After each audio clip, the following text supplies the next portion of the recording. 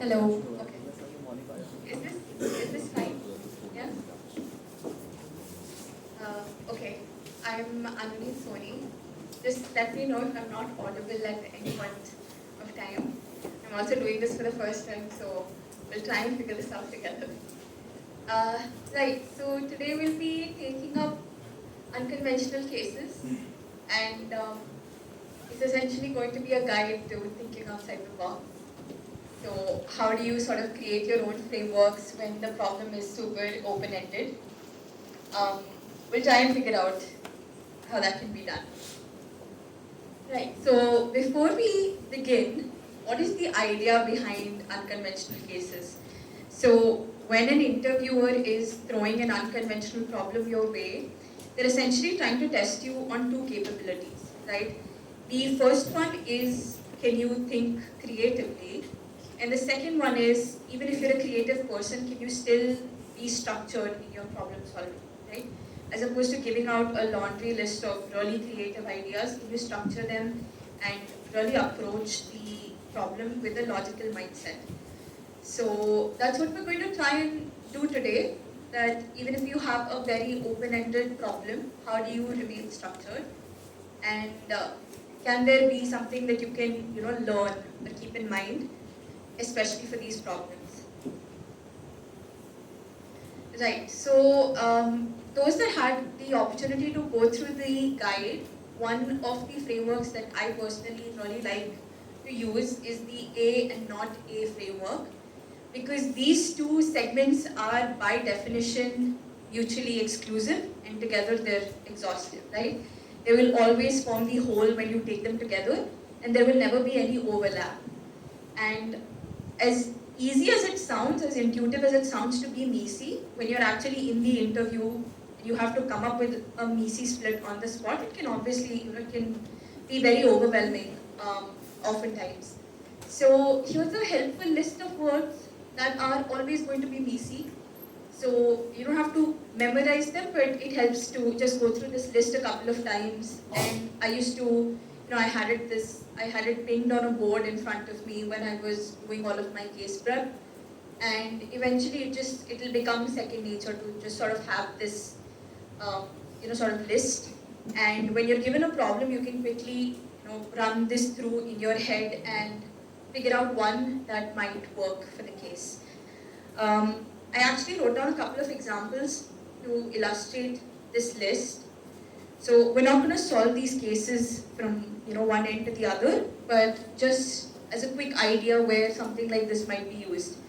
So as an example, say your client wants to enter the soda market, right? And they've hired you to figure out what the possible challenges might be.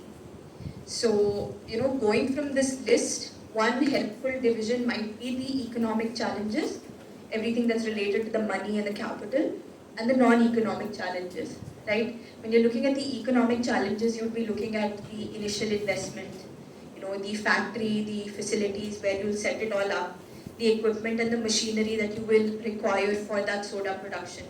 So these would be the more economic things that you'd have to keep in mind.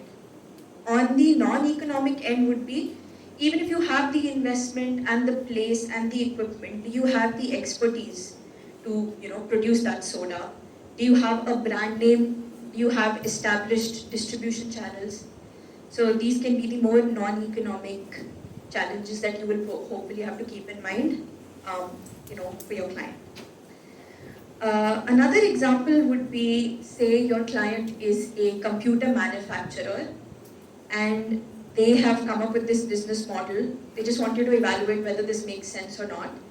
And they've decided that they want to drop the prices of their products to essentially steal the customer base of your competitor. And they've said, okay, what are the possible risks? So when you're looking at the risks, a helpful way to sort of bifurcate them would be, what are the short-term risks and what are the long-term risks? In the short term, of course, if you drop the price at which you're selling your product, your profits will go down, right? This will be a very immediate impact. Another thing that might happen is that your competition might also decide, okay, we'll also reduce our price, and then both of you are just selling at a lower price, right? So that might be, a more short-term impact. A long-term impact might be, okay, what does it do to your brand image, right? Tomorrow, if you want to enter a more premium segment, it might be much harder because people will associate you with a cheaper offering. So these might be some of the more long-term challenges. Another long-term challenge might be your suppliers might refuse to supply to you anymore because, of course, if you've reduced the price at which you're selling, you'd also want to cut down on costs. And if the supplier finds somebody else who's willing to purchase, the same product at a higher price, of course, they'll sell to them. So these might be the more long-term risks that you would want to keep in mind. So, that's another bifurcation that can happen. Another example that I thought was very interesting was that your company is a socks manufacturer and they have come up with this idea that for every pair of socks that they sell, they will donate one pair, right? And they want you to think about the benefits, right? What are the possible benefits of this business model? So here, a helpful way to sort of bifurcate the models would be the tangible and the intangible benefits, right? The tangible benefits would be, of course, instead of now one pair going out into the market, two pairs are going to go out, right? You won't be selling two pairs, but still two pairs are going out, which would mean that you would have to procure twice as much from your suppliers, which means that you can negotiate and probably bring down the cost per unit, right? So there's this concept of economies of scale, which you might have covered in POE, where, as the number of units you're procuring goes up, the cost per unit will go down. So that might be, one tangible benefit that's measurable.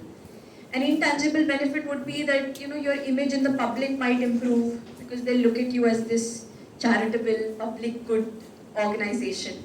So, that betterment of your brand image is not something that you can measure as easily. So that would be a more intangible benefit.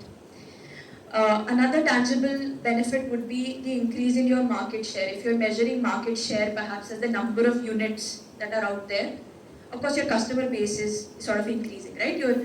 Instead of one pair that was going, now two pairs are now out in the market. So that would again be a more tangible benefit.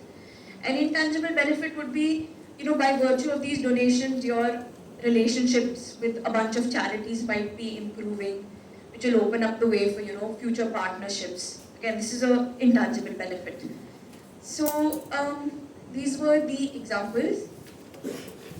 Right, so just the first 15 odd minutes of the talk is going to be a little less interactive, and then we'll get into an example case, and then you and I are going to solve it together.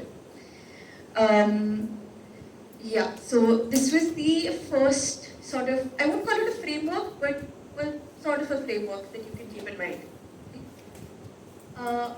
Another helpful framework, this is not just for unconventional cases, these are standardized just problem-solving approaches that you might have to use in a bunch of other kinds of cases as well. So another thing, so this was actually a question that I was asked during my BCG interview. On the outset, it seems like a profitability question. It was that your client is an insurance company and the number of policies that they're selling has gone down, right? So this looks like, numbers of units sold has gone down, so it's a profitability case. But this was the approach that I had to use eventually to figure it out. So what they said was that on-field agents are going and they're selling those policies, and that's where the problem lies. So the on-field agent, I had to sort of trace through the entire journey that, okay, from the office they're going and then, they're meeting the person and then there's a sales pitch. So you take an entire journey and you figure out, okay, where is the problem actually coming in? So this is one helpful sort of problem-solving approach that you should keep in mind, which is that sometimes you'll have to think of the entire process as a journey and break it up into a number of steps so that eventually you're able to isolate the problem, lying at, in one of the steps. Another way to sort of think about it is you define the buckets relative to the goal. As an example, say a director comes up to you and says that, a movie director comes up to you and says that, okay, we have the budget of this movie and your job is to, film a very successful movie. So here, the main thing is making the movie. So, you can think of the entire process as, okay, what comes before making the movie? That would be, the script writing and the casting. All of that will be before the actual shooting starts. then everything that will come during the shooting, and then followed by the post-production, the editing, the music, the score, the marketing, all of that is going to come after the movie. So you can, define the buckets relative to exactly what act is being done. One more method is, again, this is something that you're going to have to use in all kinds of cases. And this is more of a conversion funnel. You start with the largest, the entire population. So here the example was that you have to increase the footfall at a cricket stadium. How do you do it? And you'll see that, okay, you start with the entire population. And then you say, okay, what is the percentage of that population that actually cares about cricket? Multiply that by the percentage that can come. They have to be in a neighboring area to actually visit that stadium. And then percentage that actually want to, right? So with each step, you're sort of funneling down to the actual target population. So this is one more approach to sort of keep in mind. Okay, so now we're going to try and solve a problem. And this is the problem. We are in the year 2016 and you've just joined the company. And they've told you that your first task is to figure out why your boss, who has a history of being extremely punctual, extremely disciplined, they've been arriving 30 minutes late to the office every day, and you need to figure out why. So I hope the problem statement is clear. Now we'll start brainstorming. So what is the first step in an interview? What is the first step that you have to do? Right, so the preliminary questions. So we'll try and brainstorm the preliminary questions. If you have a possible preliminary question in mind, just raise your hand and we'll note them all down. Yeah. Since how long has this punctuality problem been? Perfect. So one would be, okay, how long has this been going on? If it's been going on for a very long time, then the method of looking at it would be different. Yeah, you were saying? Some other person also is facing the same issue. Correct. So is it just your boss who's been late, or are there multiple people that are, coming late? Yeah. Where does he live? Where does he live? Right. Right. At what point of the year? Right. Again, there might be some festival that's going on and crazy traffic. That might be a possible reason. Has he been leaving later? Right. Interesting. Anything else? Yeah. Okay. Any change in his schedule? Right. Anything else you might want to know? Yeah. What's his mode of transport? What's his mode of transport? Yeah. Anything else you might want to cover in preliminary questions? Yeah. Has there been any change in his personal life? Correct. Right? There might be some personal issues that he might be facing, and that might be the reason. So, yeah, that sounds like a pretty extensive list of preliminary questions. When you're actually, Does he live with someone else? Does he live? With someone else. Okay. He might be traveling with them to the office. Right. They might be carpooling. Maybe they have to drop that person first, and that's why they're getting late. Anything else? Yeah? Has the location of the office changed? Okay, has the location of the office changed? Right. So, okay. I think that's a pretty extensive list. Anything else? Anything else you might want to cover in preliminary questions? Yeah.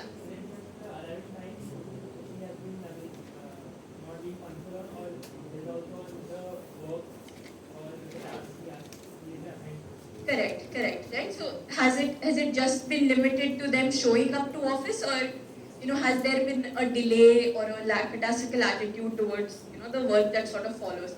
Okay, so we have a lot of preliminary questions. In an interview, don't ask 10 or 12 preliminary questions. Maybe sort of pace them out. Start with maybe 2 or 3 preliminary questions. Get into that conversation and then ask more detailed questions. Because as an interview, it's hard to keep track of all of the questions. Okay, so as a first step, again, this is just one of the possible approaches. All of the questions that you asked were perfectly normal and could be asked. As a first step, again, I would probably ask, these 3. There were other people that said, okay, are other employees at their level also arriving late? You would probably want to ask about other employees at their level, right? Because the standard is different for different people. If it's a senior partner who is showing up 10 minutes late, people will probably be like, okay, it's fine, they're probably really busy. But if you're a new employee, you should probably not be late. Okay, So this is the again in your mind, think of it in the same way, right? You want to think about the competitors. So here competitors would be other people at their level, right? So not competition per se, but you'll realize that each checklist sort of remains the same regardless of what kind of case you're solving. Okay, so you ask the interviewer, have other people at their level also been late? So they're like, no, this is just him, and that's why we're trying to look at it. Do they also leave early? No, they've been leaving at the same time. And this issue has been persisting for the past 2 weeks, so a fairly recent change that has happened. And okay, so I have answers to these questions, and now I want to know a little bit more about the person. Some people had asked about, okay, has there been a change in his personal life? Has he moved recently? So that will be the second set of preliminary questions that we can ask. Okay, so now I'm just asking for a little more context on the person, right? What if the project that they've been tasked with is something that requires a little bit more work before they come to office, so that's why they're showing up late. What if their team has changed and there's some dynamics problem? So here you sort of classify this all in one place. You say, okay, I just like to get a little bit more context on my boss. What project are they working on? What is the team they're working with? Have any of these things changed in the past 2 weeks? And they'll say no. He's actually fairly happy with the job. He's doing a great job. All of the tasks are on time. He's just showing up to office late. And of course, you'd ask, okay, any reason to suspect personal problems? Here also you'll talk about, okay, has he moved? Where does he live? Has there been some personal change in his life? Divorce, medical problems, that, any reason to suspect personal problems? The interviewer is like, no, absolutely nothing. So this is a good time to sort of stop the preliminary questions because we have a lot of information at hand, right? We can completely rule out the personal side of things. So we know that it's something that's to, directly do with work, just him actually getting to office. And it's not directly with the work that is being done in the office. So in your mind you're thinking, okay, बस पहुंचने में कुछ issue आ रहा है. Yeah, so this would be a good time to sort of get started with your problem solving. And yeah, so one possible way would be here, after you've wrapped up the preliminary questions, you tell the interviewer, okay, per my understanding, I think that it's not a motivational problem, it's not a personal problem. So I'm going to actually look at them, their routine of getting to office and try and figure out why this might be happening. So this seems to be like a regular routine, right? You'd wake up, this would be followed by your morning routine, everything that you do in the morning, right? Brushing your teeth, breakfast, all of that. This would be followed by the traveling to the office and then arriving at the office. So what would all of these buckets sort of entail, right? So when you're talking to the interviewer, you want to sort of take them through each bucket. So when you're talking about waking up, what could be the possible reasons why somebody's waking up time might have changed? Right, sleeping late. Anything else? Morning disturbances, yeah. Rise of stress levels, absolutely. But here we've sort of said, okay, personal problems nahi hai, so we'll leave out stress levels. Okay, one thing might be that, okay, they're sleeping late. Yeah, again, change in medication, but again, we've sort of ruled out, the personal problems. Yeah. Any disturbances in the neighborhood? Yeah, like they said, some disturbances in the morning. Anything else? What if they have a malfunctioning alarm clock? That is also something that might happen. So, okay, they've been waking up late, but it's been persistent for the past 2 weeks, so you would think, okay, it's not an alarm clock issue, but okay, they're waking up. Okay, what would be a part of the morning routine that would possibly cause delays?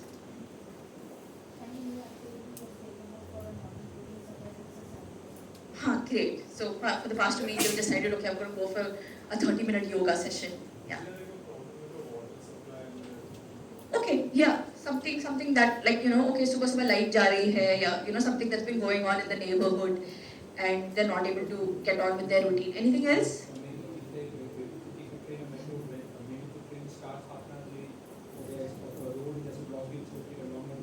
Right, so the commute part, we'll probably think of it in the travel to the office part, right? So morning routine, they're still in their house. What else might be happening? Yeah. Okay, so some personal dynamic within the house has changed. Um, okay, what else? Nobody's mentioning breakfast. What if they're suddenly cooking their own breakfast and that's what's taking time? That could also be a reason. What else? Okay, they're ordering their breakfast. Swiggy make crazy demand, and okay, 30 minutes late. Anything else? Can we just brainstorm? You don't have to mention all of this, but you should think of it. Okay, they started, खुद tiffin pack कर रहे हैं. Okay, anything else?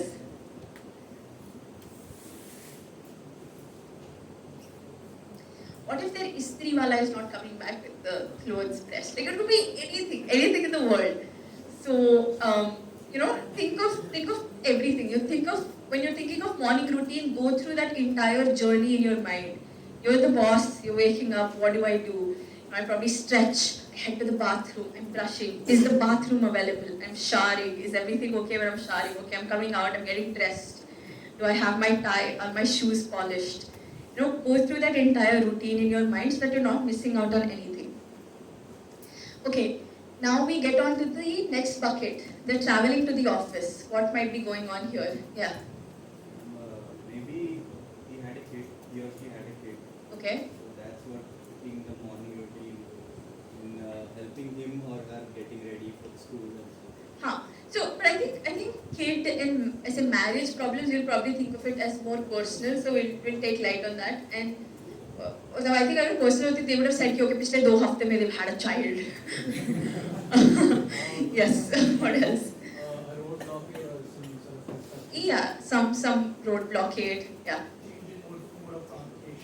Change in mode of transportation. What if their local coffee joint started taking like a longer route to get Okay, the route has changed, or the stops that are making within the route has changed. Anything else?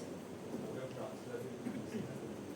Okay, another reason. Maybe they're carpooling or dropping someone else. Yeah, like you mentioned, okay, maybe they're carpooling. Yeah.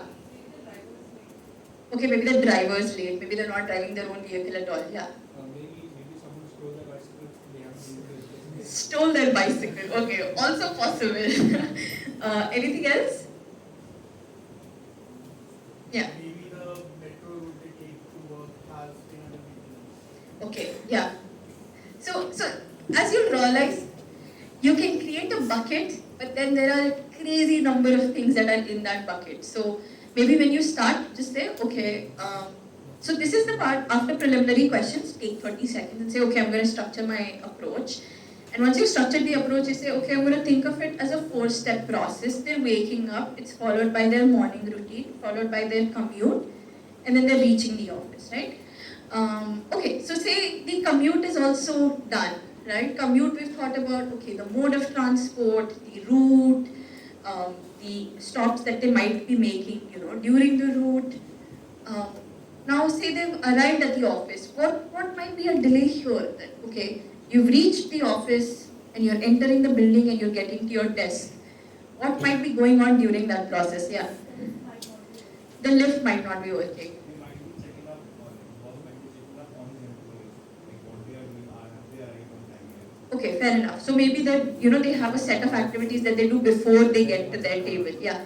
Maybe a smaller project is also working on side by side, so he's giving a little time there. Okay, understood.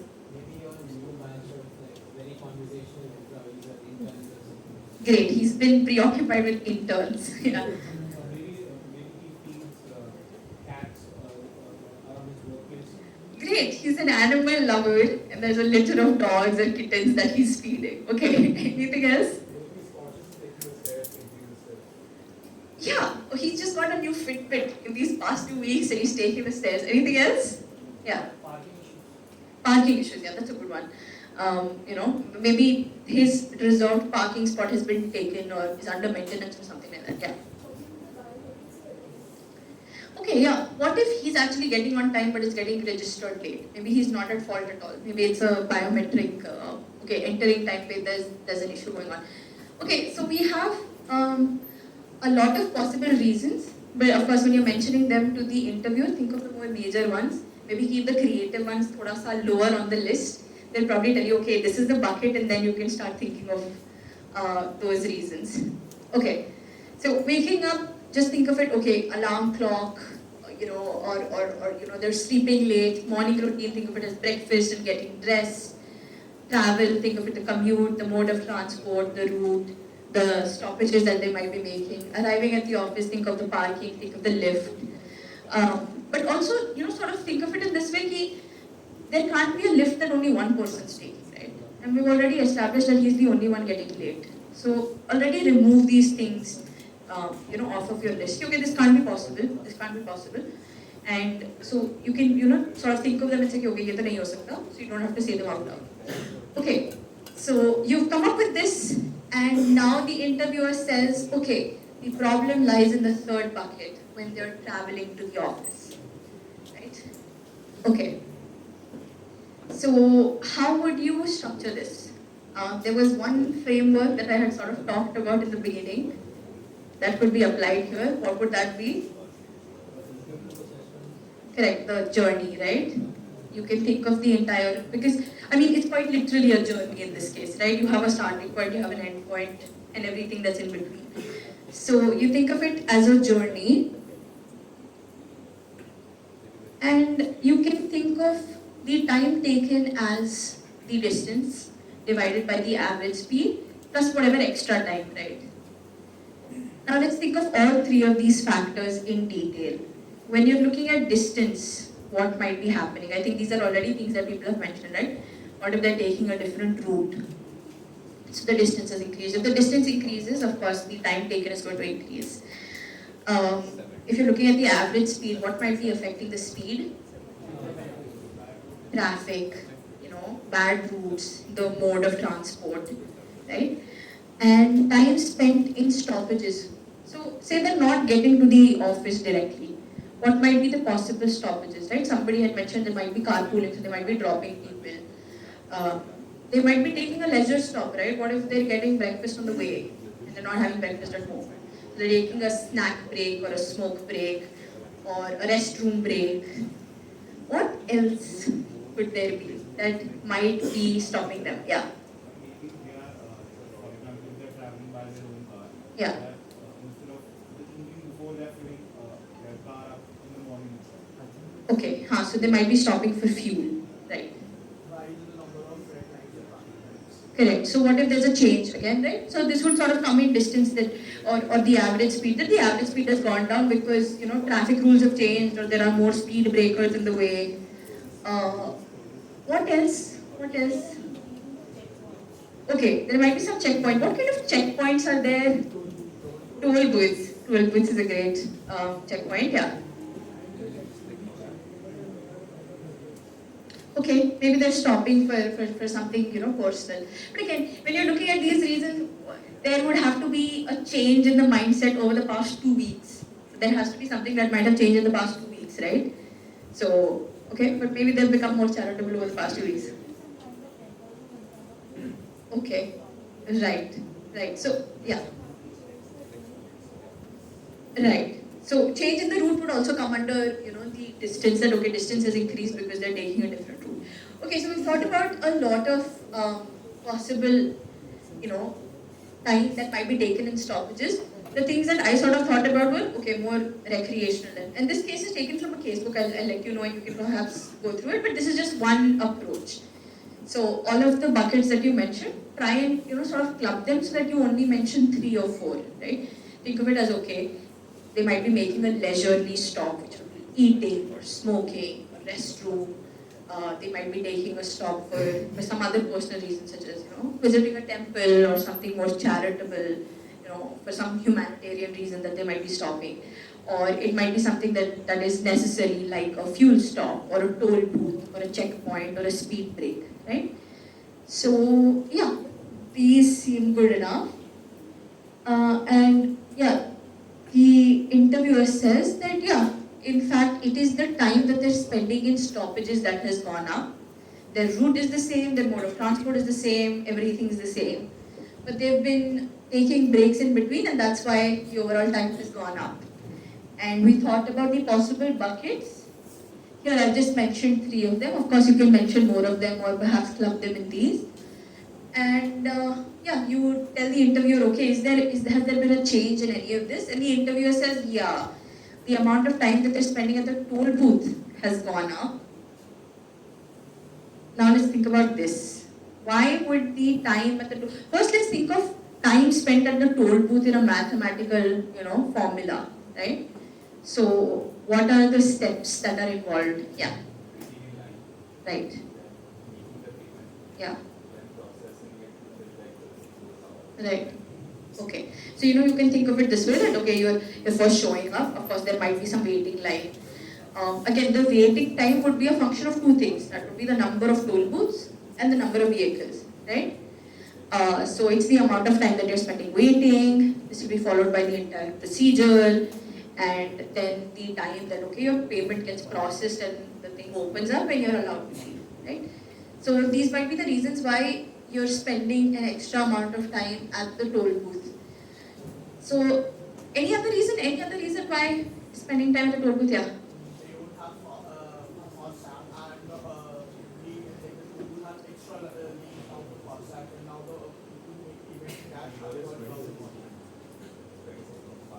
Right. So here, again, but even if you mention FASTag, the interviewer will probably be like, okay, well, there was a reason that we mentioned 2016. So the UPI isn't a thing yet, and FASTags aren't a thing yet, and mobile wallets aren't a thing yet. Yeah. Maybe a change issue. Right. Maybe a change issue, right? So if they're taking cash payments, maybe they're not able to, they don't have enough loose change. Any other reason? Yeah. Maybe a part of the toll booth is under maintenance, so most of the cars, then it should be distributed. Correct. Now the lanes are less. Yeah. It's more of the cars in one lane. In one lane. So it's taking more time.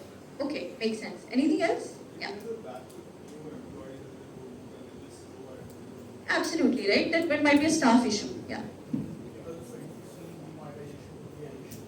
Yeah, very creative, right? So you mentioned okay, demonetization, and that might be, yeah, that's a good example. Anything else? There might be more commercial vehicles that are visiting the road. Right. That's not take a lot of time. Lot of time, right? So okay, so it might be here you say okay, toll booth. So of course, once they've told you that okay, toll booth pe extra time lag raha hai, here it's fine to sort of have a laundry list. Because here it's hard to be measy at this point of time. So think of it as okay, 3 levels you've been fairly measy. Be measy in your bucketing, but then of course what comes in a bucket, it's hard to be measy. So it's fine if you're listing things out. Okay, so we've covered quite a few things that might be causing a delay.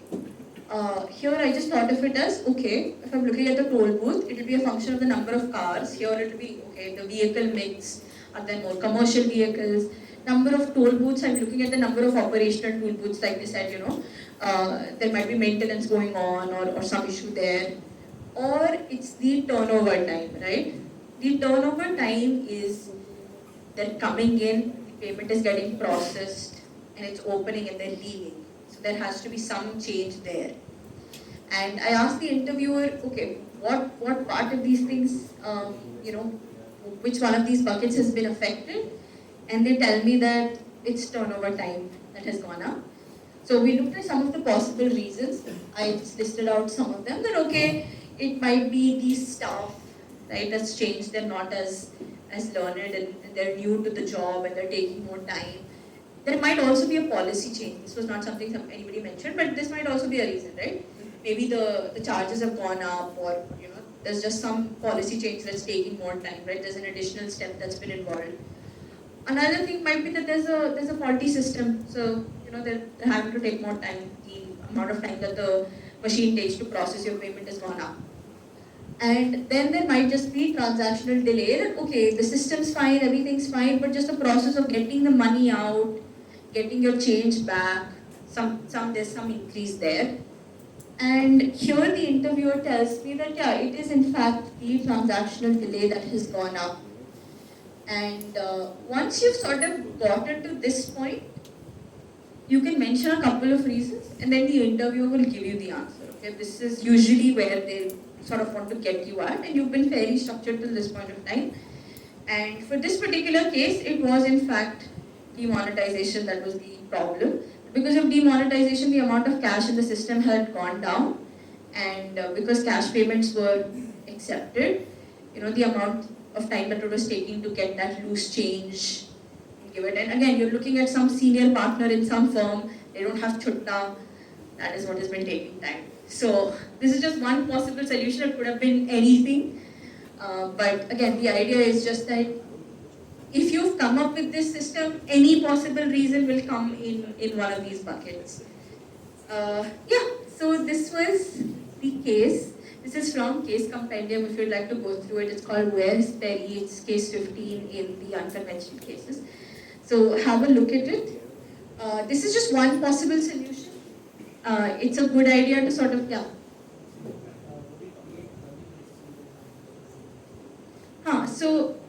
But then fair enough, right? So it's an overall process. I mean, 30 minutes is just, it's just an indicational time. But of course, just the process of getting there and looking for the change and then them returning the change, it's taking, it might have been 15 minutes, might have been 20 minutes, but this was the reason.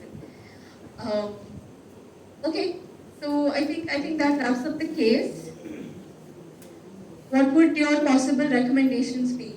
Two that I thought of was that, okay, you already keep the change ready in the morning because clearly it's taking too much time. Or you buy one of those monthly or yearly passes. This is not when FASTags are a thing, but hopefully once FASTags are a thing, it is just going to get sorted up now. Any other possible recommendations that you might have? Use a different route, okay? Is there a way to just sort of bypass the toll booth altogether? Possible, that might be something that we can explore. A different mode of transport, okay. Anything else? Yeah.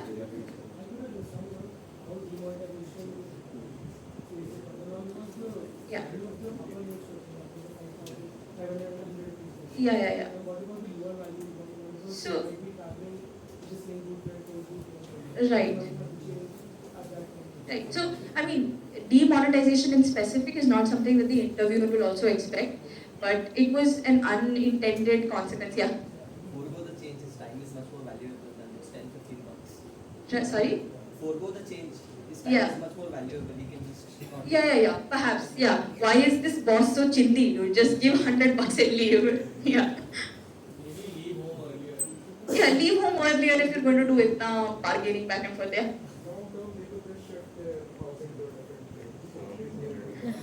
Great, badallo. Okay. But yeah, you mentioned, so this was actually an unintended consequence of demonetization, just the overall liquidity in the economy had gone down. But okay, this is not something that the interviewer will expect. They'll just say, okay, it was the chutta that was a problem. Okay. Anything else? Any other recommendations? Yeah. Okay, I mean, yeah. So when you're giving recommendations, just give 2 or 3 recommendations, sort of prioritize them from the most important that you have to the least important. And that wraps up the case. This was a case that was asked by my buddy. It's in Case Compendium as well. And it's a good case. But yeah. Any questions? It can be related to this case or in general, unconventional case. If you have any doubts, just let me know. Yeah. Mm-hmm. Yeah.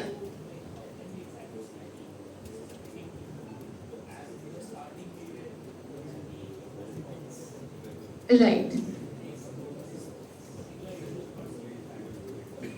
So it doesn't seem like something that will only affect him, but maybe he's the only person at that level who's crossing from that particular route. And maybe, the toll booth at that particular... But you're right, maybe, it's happening at other levels, but those people are keeping a change or whatever. This is just something that came to our, that was brought up that, okay, since it's your boss, you're solving for this particular person, but you're right, it's not like demonetization won't affect other people. It totally would. Yeah. So, for any given case, we should have at least some of the market knowledge about that case, right? Right. अभी हमने सोचा कि हाँ process ऐसा पूरा जाएगा, but let's say it would have been a little more professional question. Yeah. तो उसमें थोड़ा और knowledge की ज़रूरत होती है. So where would we learn that? Okay, so good question. What happens in a lot of these casebooks, especially the IIM Ahmedabad casebooks, IIM Calcutta casebooks, at the very end they have this industry snapshot sort of a thing. So they'll say, okay, एक page के अंदर they'll summarize the airline industry. If you get a case from the airline industry, these are the major costs, these are the major revenue drivers, these these are the major risks. So it helps to just read them once. So you get an overview of the industry. Usse zyada nobody will expect. When I was also asked, say, an airline case, I didn't know, okay, the place where they park the planes is called a hangar. For me, that was just parking the planes. So they will not expect you to know those words. As long as you know the overall process, कि ठीक है कहीं उन्हें रखना है, store करना है, then there is some runway that they have to, sort of cover before they take off. Yeah, they will not expect, say, you to have very specific words already known, as it's more first principles thinking. As long as you know ki, okay, these are the steps that are involved, more than enough. Any other doubts? Okay, great.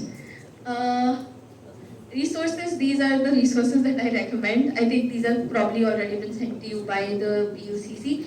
The Aditya Agarwal playlist, I used to always review this because it's helpful listening to somebody go through a case. He does a couple of examples for unconventional as well, and this I've linked in the guide that was given, the unconventional cases. Voila. Other than that, CIC, amazing book. Case Compendium is, I think, by SRCC, also great. This particular case was taken from Case Compendium. But I would highly, highly recommend, do not read the cases. If you're reading the case, it will spoil it for you. The way that we had this interactive, solving session, do something like that with a friend. I would say this is a good time to sort of make groups of 3, have one observer, one interviewer, one interviewee, and solve those cases. Because you'll actually be able to sort of simulate an actual interview experience, and that's going to help a lot. Just reading the case is just going to spoil it. So that would be my recommendation. Other than that, like you mentioned, industry-specific knowledge, yeah, demonetization kaise dimag mein aayega. I promise it gets more and more natural. Do one case perhaps from each different industry. I think that was something that Manasya had also mentioned during her profitability workshop. Make a list of the major industries, FMCG, airline industry, steel industry, and do a case you'll find in these case books. Once you've done one case from that industry, you'll realize that the basic building blocks will remain the same. So if anyone gives you another case from that industry, you'll know exactly how to approach it. And yeah, it definitely gets easier. It's going to feel like second nature. By the time you're on your 15th case, you'll know exactly how to go about it. And I think we can wrap it up here. Thank you so much for your time.